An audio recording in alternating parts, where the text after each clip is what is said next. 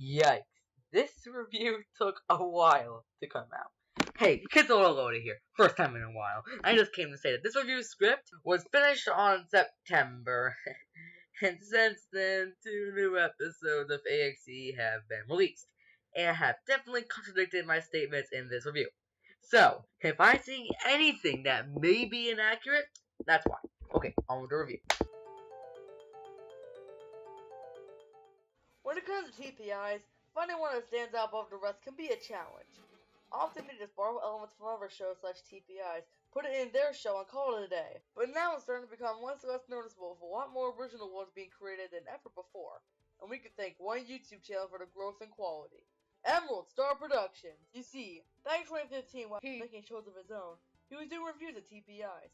He has since now deleted them, but they're really informative and getting constructive criticism for any TPI maker to use. But I want to see if he put his criticism to practice with his TPI variant, AXE Enter the Zone. Now we look at this show without seeing the originals, and since, well, the request said just to review his show. So yeah, let's do this!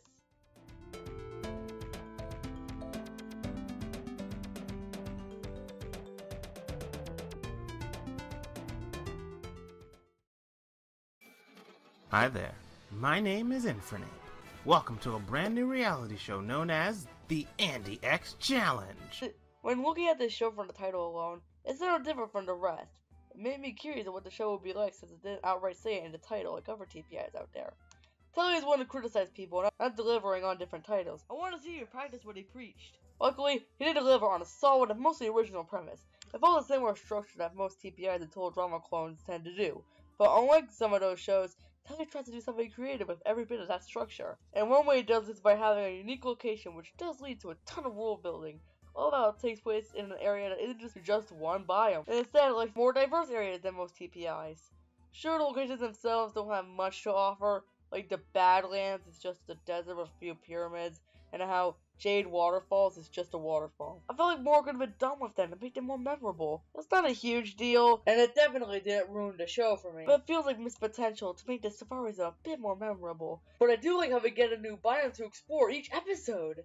It reminds me of the safaris of a Heart Gold Soul Silver, and how each location is different from the rest. However, we don't get to explore it all that much. After like episode 6, the locations start to blend and we start to see the same one episode to episode. I'd like to see more locations laid out. Maybe have a whole new undiscovered area in the finale as a way to put in one more twist. And we can't say Telly is above the nature of adding twisting last minute. But just having a twist in the old formula isn't enough to grab in the YouTube crowd. You also want to have the audience entertaining to keep them watching, and sprinkling in some comedy is a good way to do that. Sure, the jokes aren't hilarious or particularly noteworthy, but I'm sure it wasn't meant to be. The show was meant to make you laugh your socks off. Not having many great jokes isn't particularly a bad thing in this sense. But the comedy isn't horribly unfunny like the last show. It just doesn't get more of a chuckle out of me. Overall, the premise in this show is a great example of how to deliver a fresh new title/premise and give it a good first impression. Now that we've explained a little more about the competition at hand, it's time to meet the contestants. This show is a rarity when it comes to characters of TPI. Not only are there like 12 and all evolved, but almost all of them are interesting, enjoyable, or at the very least memorable. The way they interact with each other, the situations they go through, the hardships they face are all done so well here. Some of my favorite characters include Alligator, Nidoking, Scrafty, and Arcanine. Alligator is a lovable, cheesecake-loving gator who may have more to her than meets the eye. Her antics on screen always bring a smile to my face, and that's a nice needed comedy to the show. While she may not have the most development, she's still a great comic relief to a rather drama-based TPI. Nidoking, on the surface, may seem like just a superhero geek with a heart of gold, but as the show goes on, we get to know more about him and why he's like this. I won't reveal the big twist that happens with him. Honestly, the twist makes him much more interesting and much more unpredictable. Each episode with him always seems to reveal something we never knew about him, each one being more revealing than the last. While his relationship with Tropius may not be the most focused one, it doesn't change my opinion on him whatsoever. He is still a great character and a surprise to the show. Scouting went through the same process as Nidoking, except the twist is revealed much earlier so that his character arc can truly begin. As soon as it begins, we get to learn more about his hardships and prejudice about how he is on the surface. It doesn't get too deep into this, For what it is, it's a really nice touch that makes his struggles feel real. But after episode 8, his arc is pretty much over and he starts to hit a roadblock in terms of development. And it's completely fine and all, but I'd like to see some new arcs or struggles that come with his relationship, or some more info on his past that we've yet to learn about. But for what we got, he's probably the most developed character in the show thus far. Arcanine is the most passive and collected member on her team, and is usually the one to suspect something deeper within someone else on either team, while also having a dark secret all of her own. She has the best character interaction with the competitors and possibly the most fair competitor on the show. Though she does tend to lie about certain subjects, and her anger can come out strongly when it comes to those she hates. Her backstory about her abusive relationship with her father is poignant and gives her a reason how tolerant she is to certain competitors. Though I think adding a bit more flaws to her could really balance her out and flesh her out a bit more. Other than that minor flaw, she's a really solid competitor and might not be the one I hope for. The rest of the cast is as memorable as ever, with pretty standout personalities, hardships, or at the very least comical moments. The only ones I don't like are Cherum and Stormy. Cheryl just a spoiled brat who doesn't go beyond her stereotype and stays as a one-note elimination fodder. Storm has a similar problem. He is a one-note douche who learns nothing and stays uninterested for the next 2 episodes he stays in. Luckily, these 2 are eliminated ASAP and don't affect my opinion at all by this really solid cast of characters. White Shadow's tribe takes first place! Awesome! That's tight, son! In this section, I'll be taking a look at the show's pros and cons. Let's start off the many pros of this show. First off, the romance. If there's one thing Telly loves to implement in his shows, it's romance. This show has it in spades. Where there might be like 2 or 3 that really blossom, the 2 that do are fantastic. The relationship between Electivire and Scrafty took as much time as it needed to show how these 2 interact and what chemistry they share on screen. This is the main romance of the entire show, and Telly wastes no time showing the hardships they go through, with Electivire always being conflicted on who to choose and who to trust, and Scrafty trying to put his flirting ways behind it to better himself as a person. It's a very developed relationship that goes above and beyond. The other one is Willow and Beautifly. Well, this one doesn't take as much time to blossom or have too much chemistry. The 2 kids are so adorable together that I don't mind. I love seeing the interactions and hints they share and the personalities reacting to it all. While a little more substance and chemistry could have really improved this one, it's still an adorable pairing of 2 kids that really share a spotlight at Telly's writing. And speaking of which, the writing! I already discussed what I can say in the premise section. I try to give a brief mention to it here. Writing in the show is brilliant. I love seeing the show evolve from just a typical TPR of a different location to an emotional roller coaster that grabs me in each episode. The twists leave me so mesmerized and the challenges always have me entertained. And at the end of every episode, it seems like the stakes have been raised higher and higher. And I really wish every TPIs out there could catch this kind of lightning in a bottle. The location. I would say what I need to say in the story section. I'm just giving it a quick mention. The eliminations. This show has some damn good eliminations. Almost all of them find one way to trick me into thinking who's gonna get the boot, and all really stir the pot of the show. Almost all of them leave the impact of the characters and the show as a whole.